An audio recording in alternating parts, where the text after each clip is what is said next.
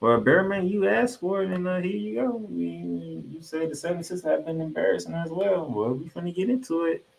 Okay. Here's what we got, okay? Here's what we got going on with the 76ers and the Knicks. Knicks took game one, 111 to 104. And then they survived game two, 104 to 101. Here's what we have going on in game one. Game one, we got to see Jalen Brunson lead the way with 24 points. He got 21 from Josh Hart, 19 for DiVincenzo, 14 from Harkenstein, 10 for Anunoby, and you win by 7. Despite the fact Joel Embiid gave the Sixers 34 and 10, Maxey almost had a triple double with 35, 9, and 10. Tobias Harris only 10 points. Tobias Harris only 10 points. Huh?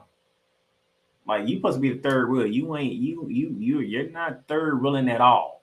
Okay, with only 10 points. All right. And then game two, when you lost, now game two is a whole different story. First of all, how the rest did not call a foul on the Knicks when they just mugged Tyrese Maxey on the corner. I have no idea. Even Stephen A. Smith said it when he finally took his butt to the Madison Square Garden for game two and watching. He was right there looking at it. He was fouled. The rest didn't call him. DiVincenzo was able to hit a three. They actually put the Knicks ahead, and the Knicks kept the lead from there. That's why they won by 3. But man, they got robbed. We can say, maybe not. And those of you who are on the panel, the Sixers got robbed. I'm not going to argue back with you. Those of you who say, well, the Knicks could have won anyway. I'm not going to argue back with you. It does. I'm not going. Hey, it is what it is. But look, Jalen Brunson. He gave you 22, 7-7. He struggled though. He was 8 for 26 on the field. Good Lord have mercy. 8 for 26. Oh my gosh. That's hard. Hart gave him 22. You got only 11 from Anunoby. Then Matisse had a bad game with only 8 points.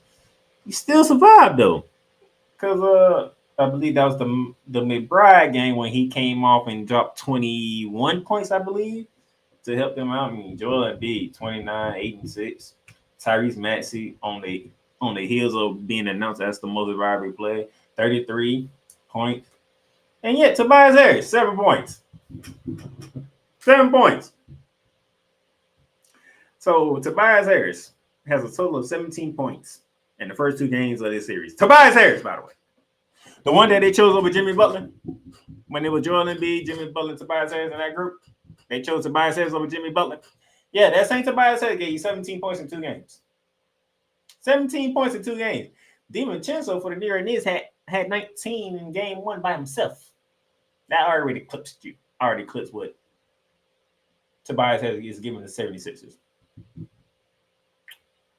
Hartenstein, 14 in game 1, 6 in game 2. That's 20 points. That's more than Tobias Harris giving the 76ers.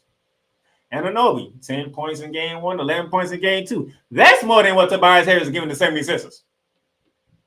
I just named 3 players outside of Josh Hart and Jalen Brunson for the New York Knicks that's giving the Knicks more points and more productive than Tobias Harris is for the 76ers, who's supposed to be the third wheel of this damn team. Joel Embiid is hurt. We all can see that Joel Embiid is hurt. Where's Tobias Harris to help out? Tyrese Maxey is still playing. Tyrese Maxey is still playing the hell of basketball. You can't even argue with 35 to 33 points. That man has given you 68 points in 2 games. Now, only Tobias can only give you 17. Joel Embiid, who's literally playing on one freaking leg, is giving you 30, 34 and 10 in 1 game, and 29, 8 and 6 in another game. And Tobias Harris still is nowhere to be found. What the hell what is? If I'm a 76ers fan, I'm looking hard at Tobias Harris and I'm saying, dude, if you don't get your together, you're going to have to leave Philly because this is ridiculous. Okay? The only reason why Miami got blown out in game 1 is because they don't have Jimmy Butler. And the reason why Miami might get swept or maybe in 5 is because they don't have Jimmy Butler because Jimmy Butler ain't going to be here for this series. And we all know that. But damn, Tobias Harris. What is going on with you, man? You have to do something.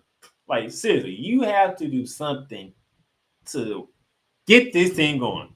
Because Joel Embiid is on one leg. And he's still doing damage. A one-legged Joel Embiid, Hartenstein still can't stick him, and it's clear as day. But they need a third member. It's supposed to be Tobias Harris, but man, that contract looking really bust right now. Like a real bust for Tobias Harris, man. But hey, since it's going home down 0-2, it is what it is. Don't worry, they got the only thing the Knicks did was defend home court. That's what I always say when we come to the playoffs. The home team win the first two games. The only thing they did was defend home court. That's all they did. Now, in the case of my Magic and Cavaliers, that's a different story because my Magic need to figure out how to win in these type of games, and then we can feel good. But as of right now, the Knicks only thing they did is defend home court. Can they go to Philly and take one at Philly? If they can do that, then it's a serious problem. But if they come back to New York, to Madison Square Garden 2-2, Joel Embiid still working on his way, getting back fully. It could be getting very interesting and end up in New York. Okay, just saying. 2-2, heading down.